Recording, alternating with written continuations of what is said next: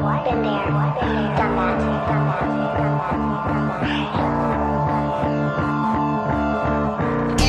Ipakita mo.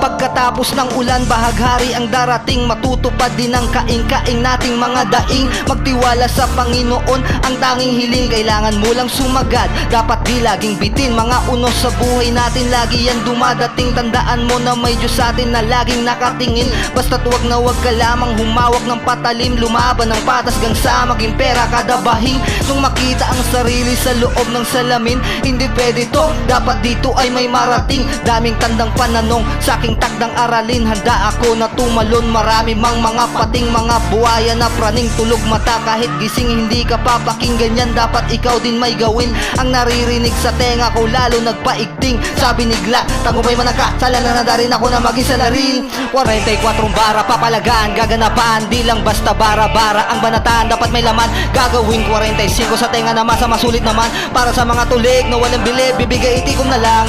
Ako ay pinadala galing sa Marpatong Waray, Calpayog City ang lugar. Kagnipa akong barangay, lugar na malilipay, lugar ng matitibay, lugar na kung diin mga hubog ang pasaway. Diri tinuod kung waray-waray kaluoy pumatay. Kaya tunay na waray may pinsar para lumikay. Respetado maski diin man mo tungtong na balay. Mga buutan ini, buutan sa buutan bay.